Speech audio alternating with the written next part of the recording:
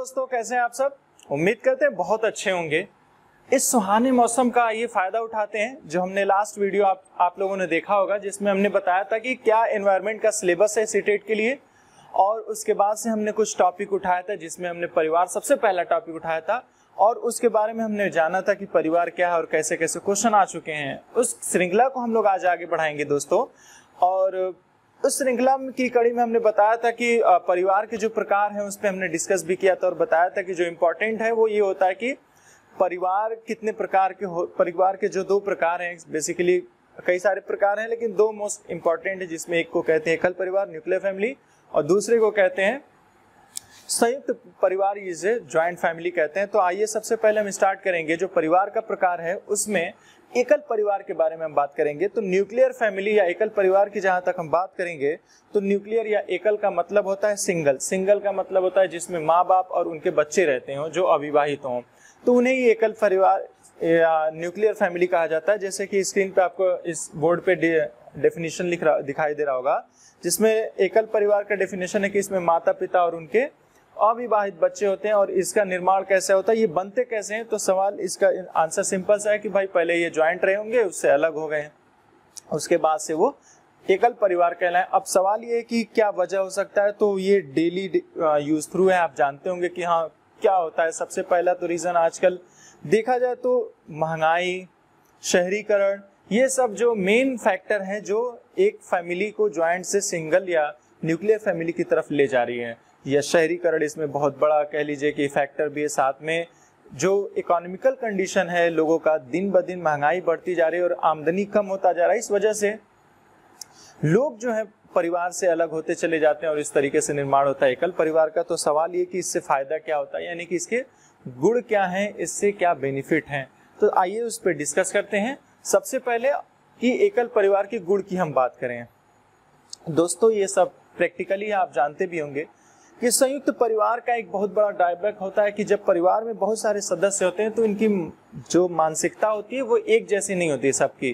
किसी फैमिली की अलग होती है, किसी फैमिली की अलग होती है, किसी महिला की अलग सोच होती है, किसी महिला की अलग, पुरुष का अलग, ये सब सोच सबकी अलग अलग है। जब वो फैमिली बन जाते हैं यानी परिवार हो जाते हैं, उसके बाद ये जरूरी नहीं है कि आमदनी सबका इक्वल हो, डेफिनेटली अलग अलग होता है सबका। चाहे किसी का बहुत बड़े बिजनेसमैन से लेके एक बहुत लो लेवल के भी देखेंगे तो उनके फैमिली में जो इनकम होता है उसमें बहुत सारी जो है डिफरेंसेस होती है कि कोई ज्यादा कमा रहा होता है, कोई कम कमा रहा होता है। तो जाहिर सी चीज है कि अगर इकट्ठे यानी एक साथ रहेंगे तो यहाँ एक कन्फ्लिक्ट होने लगती है कि जो ज्यादा कमाता है या उसके और जो कम कमाता है इनके बीच में जहाँ पे शेयरिंग की बात आती है तो वहाँ कहीं ना कहीं कन्फ्लिक्ट आने लगती है। यानी कह लिया जाए कि कलह जो है यानी कि झगड़ा, ये सब जो है शुरू होने लगता है। तो जब हम उस झगड़े को ही अलग कर दें यानी उस परिवार को ही अलग करते तो झगड़े की संभावना कम हो जाएगी। तो पहला जो पॉइंट है इसका फायदा है एकल परिवार का, वो है कलह की संभावना इसमें कम होती है। दूसरा क्या है, व्यक्तित्व के स्वतंत्रता के विकास का अवसर होता है। डेफिनेटली अगर मैं कहूँ आपसे कि अगर एक संयुक्त परिवार एक गांव का ही मान लीजिए, गांव का कोई फैमिली है, उसको कहा जाए कि कोई महिला चाहती है कि भाई मैं हाई डिग्री बहुत ऊंची पढ़ाई कोई कर लूं या फिर बाहर जाके शहर में पढूं या फिर जो है कुछ अलग मेडिकल या फिर इंजीनियरिंग की पढ़ाई करना चाहती है, तो जो संयुक्त परिवार होते हैं वो कहीं ना कहीं जो है एक कहा जाए तो बड़े बुजुर्गों का या बड़े लोगों का दबाव होता है छोटे बच्चों पर कि अपनी वो जो चाहत है वो उसको आसानी से पूरा नहीं कर पाते हैं, क्योंकि बहुत सारे प्रॉब्लम्स भी होते हैं और कुछ रूढ़िवादी विचारधाराएं भी होती हैं। दोनों में से कोई भी रीजन हो सकता है जिस वजह से क्या होता है कि वह व्यक्ति जिसके अंदर कैपेबिलिटीज होता है, अमूमन ये महिलाओं के साथ ज्यादा होता है, या मान लीजिए अगर बालक भी है वो चाहता है मैं क्रिकेटर बनूं या फुटबॉलर बनूं, रग्बी खेलूं, कुछ भी ऐसा खेल के क्षेत्र में जाना चाहता है, तो उनमें परिवार का दबाव होता है कि नहीं जो है तुम ये नहीं ये करोगे या ये नहीं ये बनोगे। तो उस पे कहीं ना कहीं फैमिली का प्रेशर होता है। तो अपने व्यक्तित्व का जो वो जानता है कि मैं इसका विकास इस क्षेत्र में अच्छे से कर सकता हूँ, वो विकास वो नहीं कर पाता है फैमिली के दबाव में, वो क्या करता है कि नहीं कर पाता है। लेकिन अगर एकल परिवार होगा तो एकल परिवार में अमूमन क्या होता है कि बच्चे जो बनना चाहते हैं, माँ बाप उनको बढ़ावा देते हैं, उनको हेल्प करते हैं कि बच्चा जो बनना चाहता है वो बन सकता है, तो वो अपने व्यक्तित्व का विकास करता है, जो वो बनना चाहता है वो आसानी से बन जाता है। किसमें? तो एकल परिवार में। ठीक है, तो ये दूसरा हो गया व्यक्तित्व की स्वतंत्रता का विकास का अवसर। तीसरा है गृह संचालन में स्वतंत्रता। जानते ही आप लोग ये सब चीजें बहुत कॉमन चीजें हैं, बस इसको मैं आपको एक्सप्लेन कर दूं ताकि जो है एक माइंड में आपका एक बना रहे कि कभी क्वेश्चन आए तो इससे गलतियां ना हो सके। तो गृह संचालन में कैसे आसानियां हो सकती हैं? जाहिर सी चीज है, फैमिली बड़ी होगी तो उसको मैनेजमेंट करने में बहुत दिक्कतें आएंगी। कोई भी चीज ले आना होगा या किसी चीज को सेल भी करना होगा तो इसमें बहुत सारे कॉम्प्लिकेशन आएंगे, बहुत सारी परेशानियां आ सकती हैं। एकल परिवार में क्या होता है कि गृह संचालन चूंकि आप ही को चलाना है, आप ही कमा रहे हैं, आप ही को खर्च करना है, तो यहाँ आपको स्वतंत्रता मिलती है कि आप जहां चाहें उस जगह खर्च कर सकते हैं। निर्णय लेने की आजादी होती है। तो दोस्तों निर्णय लेने का, अगर मान लीजिए अभी बताया जैसे आपको कि कोई अगर आपको निर्णय लेना है, कोई फैसला लेना है, तो आप क्या करेंगे कि जहाँ पे 10 लोग होंगे वहां आपके उनसे भी आपके निर्णय प्रभावित हो सकते हैं। जैसे मान लीजिए आपने कहा कि मैं ये बिजनेस नहीं, ये बिजनेस करना चाहता हूँ और उसमें पैसा घर से लगाना चाहता हूँ, या चूंकि सब एक साथ हैं तो जाहिर सी चीज़ है पैसा एक जगह कंट्रीब्यूट होता होगा या एक्सपेंडिचर एक साथ होता होगा। अगर आपने निर्णय कोई लेना है तो वहाँ क्या होता है कि परिवार का दबाव होता है और लोगों का। इसमें आज़ादी होती है कि आप जो निर्णय लेना चाहते हैं आप ले सकते हैं और उस पर अमल भी कर सकते हैं। संयुक्त परिवार में थोड़ी सी प्रेशर होता है। अगर हम बात करें दोस्तों इसके गुण की, तो बात की हमने कि एकल परिवार के क्या क्या गुण होते हैं। नेक्स्ट आते हैं कि एकल परिवार के दोष क्या होते हैं, क्या कॉन्स होते हैं, क्या उसके नुकसान होता है अगर एकल परिवार हो तो। एकल परिवार में सबसे बड़ा अगर देखा जाए समस्या जो आती है, जैसे कि आपको इस सीन पर दिख रहा होगा, लिखा है कि शिशुओं की देखभाल की समस्या होती है। दोस्तों आप भी जानते हैं कि जो अगर मान लीजिए कि फैमिली कोई है और प्राइवेट जॉब कर रही है, तो ऐसा तो है नहीं कि वो 1 साल के बच्चे को गोद में लेके जाए कि हम जॉब भी करें और बच्चे को जो है वहाँ खिलाते रहें, खिलाते पिलाते भी रहें। तो ये पॉसिबल नहीं हो सकता है प्राइवेट सेक्टर में। गवर्नमेंट तो कुछ रियायत भी देती है, मैटरनल लीव भी देती है 2 बच्चों तक का, पैटर्नल लीव भी देती है, लेकिन ये जरूरी नहीं है प्राइवेट सेक्टर भी दे। तो अगर माँ बाप दोनों वर्किंग है तो बच्चे जो छोटे हैं उनको देखभाल की बहुत समस्याएं आ जाती हैं। और अमूमन आप देख भी सकते हैं कि बहुत सारे गेम जो पहले बहुत चला था, जैसे ब्लू वेल शायद गेम का नाम था ऐसे कुछ, तो वो गेम क्या होते थे कि बच्चों की मानसिकता को बहुत जबरदस्त तरीके से प्रभावित करते थे। क्यों? क्योंकि उनकी देखभाल के लिए कोई होता नहीं था। तो शिशु यानी जो बच्चे भी होते थे वो क्या होते थे कि निगेटिव चीज़ों की तरफ बहुत तेजी से जाते हैं। मानव का ये नेचर रहा है कि वो निगेटिव थॉट्स या निगेटिव चीज़ों की तरफ बहुत तेजी के साथ मूव कर उस तरफ चला जाता है। तो उसमें क्या होता है कि जो बच्चे होते हैं वो धीरे धीरे बिगड़ने लगते हैं, उनका स्वभाव बिगड़ने लगता है, वो चिड़चिड़े हो जाते हैं। तो उनकी देखभाल की जो है समस्या होती है। अगर बच्चा बहुत छोटा है तो उनके साथ ये समस्या होती है कि अगर माँ को साथ में रखना ही पड़ता है खिलाने पिलाने के लिए, उसकी सारी चीज़ों के लिए, तो अगर किसी को हायर भी कर लेंगे दोस्तों, अगर मान लीजिए किसी दाई माँ को ही हायर कर लें, लेकिन क्या वो माँ का एक पैर दे सकती है? तो डेफिनेटली नहीं दे सकती है, ये तय है। तो यहाँ एक समस्या आती है किसमें? एकल परिवार में शिशु की देखभाल की। दूसरा आपको दिख रहा होगा इसमें स्वार्थ की प्रबल भावना होती है। जाहिर सी चीज़ है कि अगर एकल परिवार अलग ही क्यों हुआ संयुक्त परिवार से, क्या वजह होगी? उसका अपना स्वार्थ ही होगा। उस स्वार्थ में क्या हो सकता है? एक तो ये कि हमें झगड़ा नहीं करना है घर पे, वो भी हो सकता है। दूसरा ये कि हम मतलब खर्चा जो है हम नहीं चला पा रहे हैं परिवार के साथ मिलके, तो भी अलग हो जाए ताकि हम अपने फैमिली को अच्छे से देखभाल कर सकें। बहुत सारी चीज़ें हो सकती हैं जिसमें स्वार्थ की प्रबल भावना में बहुत सारी जमीन जायदाद को लेके, किसी भी चीज़ को लेके कि हम अलग हो जाएं, हमारे साथ ये सब जायदाद जमीन है ये हमारे साथ चला आएगा, तो बहुत सारी चीज़ें हो सकती हैं। नेक्स्ट है संकट की दृष्टि से अनुपयुक्त बिल्कुल दोस्तों, अगर मान लीजिए कि सपोज करिए एकल परिवार है और शहर में रहता है। आप जानते होंगे शहर में एक दूसरे को लोग जनरली पहचानते तक नहीं है, तो कि बगल वाला कौन सा है या कहाँ का है या किस परेशानी में है। मैंने खुद देखा ये प्रैक्टिकली कि बड़े शहरों में क्या होता है कि लोग बहुत ज़्यादा इंटरेक्ट नहीं होते हैं। वजह यह कि लोगों के पास टाइम नहीं है एक दूसरे को देने के लिए।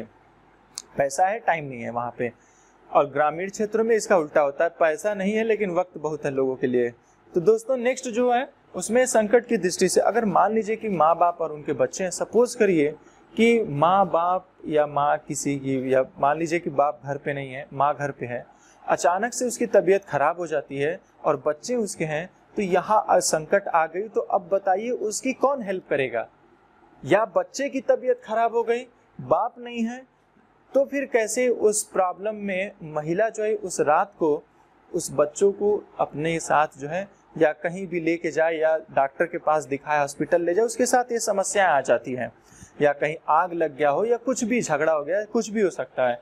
तो इस दृष्टि में अगर मान लीजिए कि अगर हम एक साथ रहते हैं, ज्वाइंट रहते, तो होता क्या कि माँ बाप नहीं भी होंगे तो भी घर के अन्य सदस्य, चाचा चाची, बुआ, कोई भी हो सकता है जो उनकी मदद कर सकता है या उनकी बच्चों की मदद कर सकता है। तो संकट की दृष्टि से ये दोस्तों अनुपयुक्त होता है, यहाँ एक समस्या आ जाती है। नेक्स्ट आते हैं अपव्यय की संभावना। डेफिनेटली अगर संयुक्त परिवार होगा तो मान लीजिए कि अगर कोई सामान आएगा तो वो क्या होगा कि इक्वली डिस्ट्रीब्यूट हो जाएगा, सब में बढ़ जाएगा, फेंकने का नौबत नहीं आएगी। जो पेरिशेबल यानी कि खराब होने वाले आइटम होते हैं, जैसे तरबूज हो सकता है या फिर मक्खन हो सकता है या कुछ भी, दूध हो सकता है वगैरह, जो भी है, अगर बल्क क्वांटिटी में ज़्यादा आ गया तो फिर वो वहाँ पे दिक्कत होती है कि उसको हम रख भी नहीं सकते हैं ज़्यादा वक्त तक।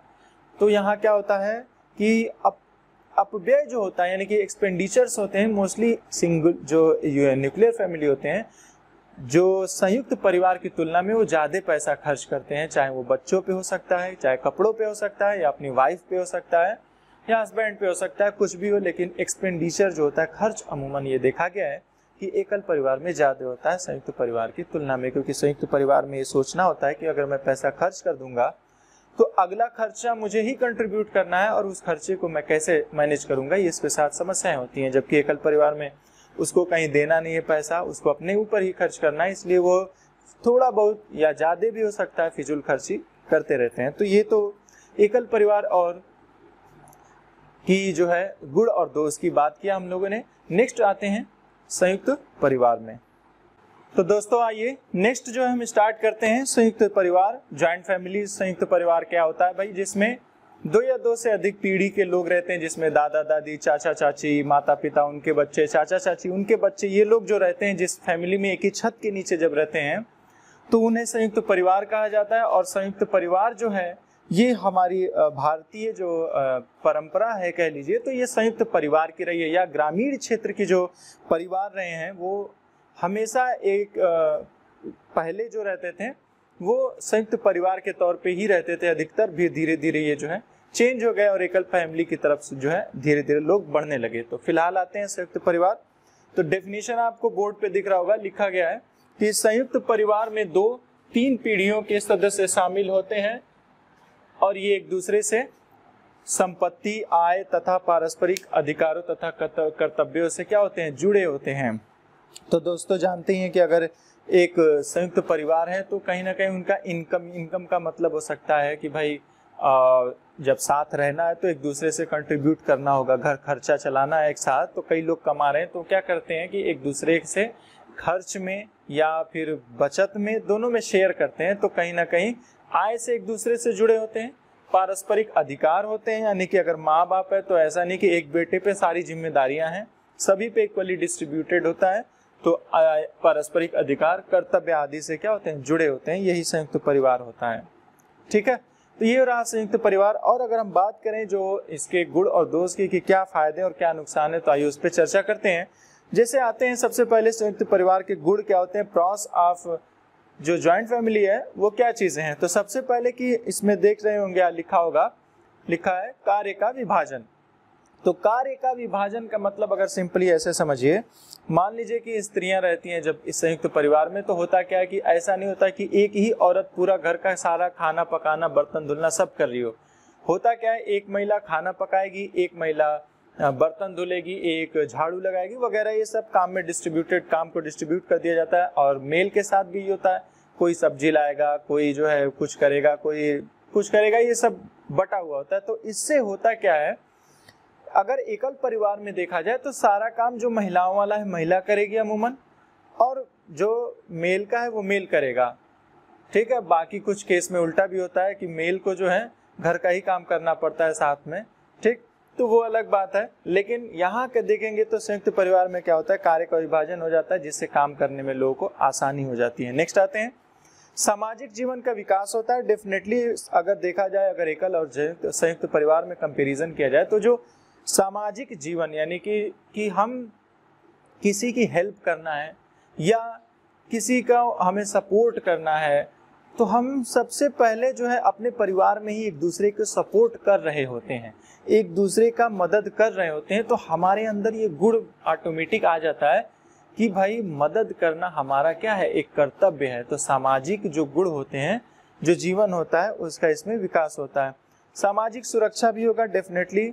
जाहिर सी चीज़ है कि मान लीजिए जहाँ पर ज़्यादा लोग रह रहे होंगे तो हमें दूसरे लोगों से क्या होगा, सुरक्षित होंगे कि भाई कोई अगर बात भी हो जाती है तो डरेंगे कि अरे यार इनके घर में खुद ही 100 लोग रहते हैं, अगर मारपीट हुआ तो उल्टे पीट के चले आएंगे। तो कहीं ना कहीं एक सुरक्षा की भावना भी होती है जो समाज में जरूरी भी होता है। नेक्स्ट है पारिवारिक परंपराओं की रक्षा। दोस्तों आप जानते होंगे आजकल तो ये ट्रेंड ही है कि जो मेरी मर्जी मैं वो करूँगा। अब उसमें अच्छाइयाँ भी हैं और बुराइयाँ भी है। तो एकल परिवार में जब बाउंडेशन नहीं होता है तो बहुत से ऐसे फैमिलीज होते हैं जो बुराइयों की तरफ चले जाते हैं। लेकिन संयुक्त परिवार में क्या होता है कि परिवार की परंपराएं बहुत सारी होती है। जैसे आप कह सकते हैं कि जब पहले देखे होंगे घूंघट करना हो गया, या बड़े आते हैं तो बहू जो है ससुर के सामने नहीं जाएगी। बहुत सारी परंपराएं होती थी कि हाँ ये ऐसे करना है, नहीं करना है, जबकि एकल परिवार में अमूमन नहीं होता है। ये संयुक्त परिवार में ये सब जो है आपको देखने को मिलेगा। और भी अगर एग्जाम्पल देख लें तो जो आदिवासी होते हैं, आदिवासियों को क्यों बचाया जाता है, क्यों उन पे फोकस किया जाता है कि इनको बचाया जाए। इंडिजिनियस पीपल हैं ये, हमारे यहीं के निवासी हैं, तो इनको बचाना हमारा क्यों जरूरी है, क्योंकि उनके अंदर बहुत सारी परंपराएं हैं जो प्रचलित हैं। वो परंपराओं को हमें क्या करना होता है, बचाना होता है। क्यों? क्योंकि हमारी पुरानी परंपराएं हैं, जो हमारी संस्कृति एक धरोहर है, तो उसको नष्ट होने से बचाया जाए, उसको खत्म होने से बचाया जाए। तो ये एकल परिवार में तो भाई अब तो आप फ्री हैं, लेकिन संयुक्त परिवार में रहने पे क्या होता है कि हमें परिवार की परंपराओं और मर्यादाओं का भी ख्याल रखना होता है। और ये एक गुण है कि भाई जो हमारी जो परंपरा है, बेहतर चीज़ें, अच्छी चीज़ें, वो क्या है हमारे यहाँ पास रहें। नेक्स्ट है बच्चों की समुचित पालन पोषण की देखभाल।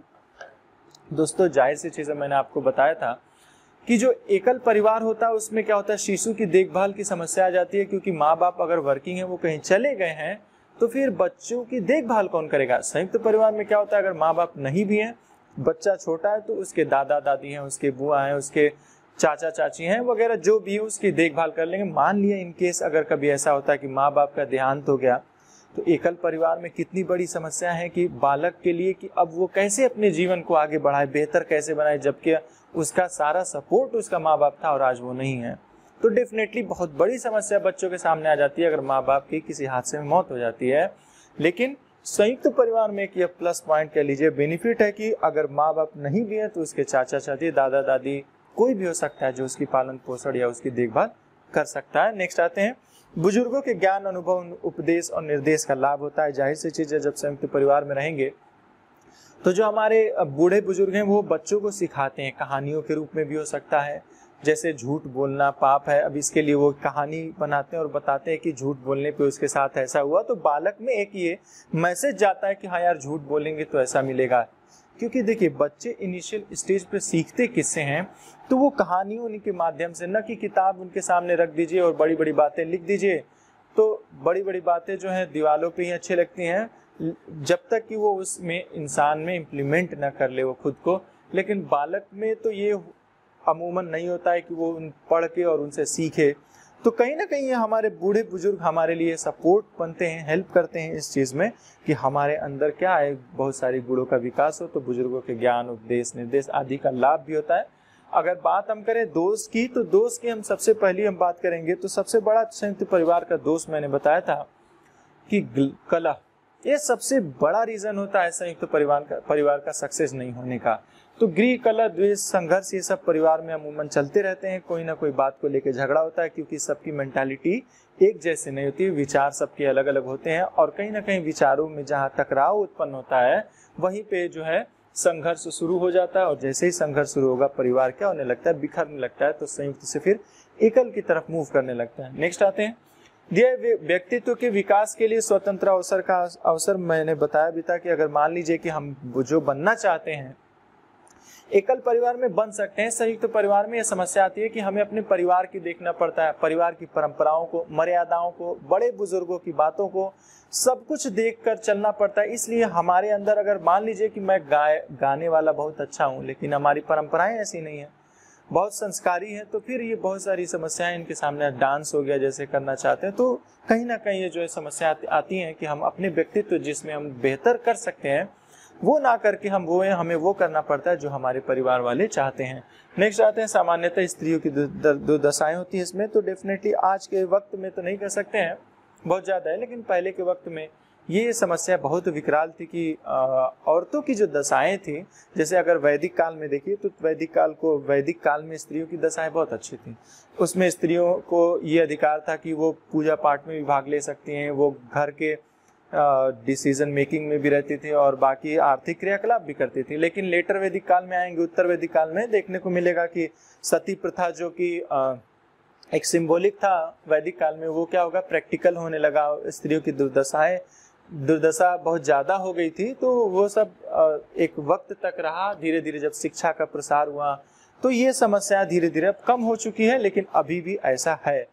नेक्स्ट आते हैं स्वतंत्र रूप से बालक के विकास में बाधा। ये ऑलरेडी बता चुके हैं कि अगर बच्चों के रेफरेंस में आ जाए तो कहीं ना कहीं वो जो है बालक इस चीज़ से जरूर परेशान होते हैं। वो अमूमन तो आर्थिक भी होता है कि जैसे मान लीजिए कि MBBS करने का खर्चा आप जानते होंगे कितना है, बालक करना भी चाहता है लेकिन माँ बाप की इतनी इनकम नहीं है कि वो बच्चों को पढ़ा सकें, तो बालक का विकास हो सकता था कुछ, लेकिन मजबूरी में नहीं हो पाता है, तो कहीं ना कहीं बाधा होती है। एकल परिवार में चूंकि अपना ही खर्चा होता है, दूसरों को नहीं खर्चा दूसरों पे नहीं करना होता है, इसलिए उनके खर्चा या सेव कर लेते हैं और उससे अपने बच्चों को पढ़ाते लिखाते हैं। तो ये दोस्तों था एकल परिवार के गुण और एकल परिवार के दोष, और संयुक्त परिवार के गुण और संयुक्त परिवार के दोष। आते हैं नेक्स्ट कि परिवार की ये सबसे इंपॉर्टेंट जो पार्ट था, 2 भाग होते हैं, इसके अलावा अन्य प्रकार की हम बात करेंगे। तो नेक्स्ट हमारा होगा परिवार के अन्य प्रकार। तो दोस्तों नेक्स्ट आते हैं परिवार के अन्य प्रकार। ठीक है, नेक्स्ट है परिवार के अन्य प्रकार, अदर फॉर्म ऑफ फैमिली। तो सबसे पहले आते हैं जिसमें आप देख सकते हैं मात्र स्थान परिवार। तो मात्र स्थान परिवार वो परिवार होता है जिसमें जो वैवाहिक जोड़ा होता है वो माँ के घर पे रहता है, यानी लड़की की माँ के घर पे जब रहता है उसको हम कहते हैं मात्र स्थान परिवार। ठीक है, नेक्स्ट है पितृ स्थान परिवार। जब वैवाहिक जोड़ा लड़के के पिता के घर पे रहते हैं उसे पितृ स्थान परिवार कहते हैं। नेक्स्ट है वैवाहिक परिवार, वो परिवार जो वे युगल या जो शादीशुदा हों। ठीक है, अब इसमें बहुत सारे केसेस आ सकते हैं कि अगर मैं कहूँ जैसे वैवाहिक परिवार में कि जिसको कहते हैं लिव इन रिलेशनशिप। ठीक है, तो कोर्ट ने इनको भी एक फैमिली माना है, क्योंकि शादी क्या होता है, जो अगर मैं पूछूं शादी क्या होता है, तो शादी एक रीति रिवाज होती है। कोर्ट ने कहा कि भाई लिव इन रिलेशनशिप भी क्या है, एक वैवाहिक परिवार ही है, इसको भी इस श्रेणी में ही रखा जाएगा। तो वैवाहिक परिवार जिसमें युगल यानी जोड़े एक दूसरे के साथ रहते हैं उसे वैवाहिक परिवार कहेंगे। पितृसत्तात्मक परिवार, यहाँ वो परिवार की बात होगी जहाँ पे परिवार का जो मुखिया होगा वो पिता होगा, पितृ होगा, उसको हम कहेंगे पितृसत्तात्मक परिवार। मात्र सत्तात्मक, जहाँ माता का सत्ता हो, जैसे अभी मैंने बताया था कि जो वैदिक काल में देखा जाए तो माता का भी कहीं कहीं आता है कि मात्र सत्तात्मक वो फैमिली थे, ग्रामीण परिवार था, यानी कि जो ग्रामीण परिवार के होने की वजह से वहाँ पे कृषि का तो नहीं, लेकिन आता है कि जानवरों को ज़्यादा इम्पोर्टेंस देते थे वैदिक काल में। बहरहाल तो पितृसत्तात्मक जहाँ पिता का सत्ता हो परिवार में, और मात्र सत्ता जहाँ माता का सत्ता हो। और मात्र सत्तात्मक परिवार कहाँ देखने को आपको मिल सकता है, तो माँ का सत्ता जो मिलता है ये आजकल आपको देखने में मिलेगा आदिवासियों में। तो आदिवासी जो होते हैं, आदिवासी में आपको देखने को मिलेगा मात्र सत्तात्मक परिवार। और पितृसत्तात्मक परिवार तो आप जानते होंगे हमारे यहाँ ही है, बाकी ज़्यादातर जो है पितृसत्तात्मक ही परिवार होते हैं। ठीक है, तो ये हमारा परिवार था और परिवार के बारे में हमने जो है डिस्कस किया। ये इसके बाद से जो है दोस्तों हम अगर बात करें मित्र और ये सब छोटे छोटे टॉपिक है। दोस्तों नेक्स्ट हम टॉपिक देखते हैं, आते हैं मित्र की हम बात करेंगे, ठीक है। तो मित्र की जहां तक बात है, छोटे छोटे टॉपिक है, मित्र, रिलेशनशिप, संबंध वगैरह, ये बस ऐसे देख लेते हैं रफली। अगर आपको फिर भी कहीं डाउट होगा तो आप कमेंट सेक्शन में जाके आप क्वेश्चन कर सकते हैं, इससे क्वेश्चन नहीं आता है, इसलिए बस इसको पढ़ लीजिए। नेक्स्ट जो इसके बाद हम टॉपिक स्टार्ट करेंगे वो काफी इंपॉर्टेंट होगा। तो दोस्तों मित्र की हम बात करें तो बालक का सहयोग करने वाला, उसके साथ खेलने वाला, वो ऐसा व्यक्ति या ऐसा बालक उसका मित्र कहलाता है। मित्र के मोस्टली 3 प्रकार होते, मित्र जो है 3 प्रकार के होते हैं। एक को कहा जाता है उपयोगिता का मित्रता। उपयोगिता का मतलब ये हुआ कि बस जब तक काम है उपयोग में लेना है तब तक दोस्त बनाएंगे और उसके बाद से तुम अपने घर हम अपने घर, तो ये उपयोगिता की मित्रता होती है। दूसरा कहा जाता है आनंद की मित्रता। आनंद का मतलब जब साथ रहे, जब खेलना कूदना है बालक के साथ रहा, उसके बाद से वो भी अपने घर ये भी अपने घर, तो आनंद की मित्रता। लेकिन जो सबसे बेस्ट या सबसे बेहतरीन होता है उसे सच्चाई या अच्छाई की मित्रता कहते हैं। और बालक के साथ दुख में और सुख में, यानी कि कोई ऐसा दोस्त सबका होता है जिसको हम लोग अपनी दिल की बात बताते हैं, कोई गम है, कोई परेशानी है, बेचैनी है, बेकरारी है, तो हम क्या करते हैं उसको अपने पर्सनल बातें शेयर करते हैं, उससे बताते हैं। तो वो जो मित्र होता है वो अच्छाई और सच्चाई का मित्र होता है जो आपके बुरे वक्त पर साथ दे। तो ये रहा मित्र, बहुत छोटा सा टॉपिक है। संबंध क्या होता है, तो जहां तक संबंध की हम बात करें कि संबंध खून से भी हो सकता है, जिसको हमने परिवार का, भावनाओं का हो सकता है, उसे मित्र कहते हैं। तो इसी को हम संबंध कहते हैं। जैसे मैं एक एग्जांपल दूं, जैसे मैं कहूँ मेरी माता का भाई मेरा क्या लगेगा, तो आप कहेंगे मामा। तो ये सब संबंध है। ये छोटे छोटे टॉपिक हैं जो आप कहीं भी क्वेश्चन आता नहीं, इसलिए इसको पढ़ना भी नहीं उतना। नेक्स्ट लेकिन हमारा जो टॉपिक होगा वो काफी इंपॉर्टेंट होगा और वो टॉपिक होगा जल। तो हम नेक्स्ट टॉपिक दोस्तों जल पढ़ेंगे, जो कि बहुत इंपॉर्टेंट होगा और एक एक चीज इसमें अच्छे से मैं एक्सप्लेन करूंगा। बता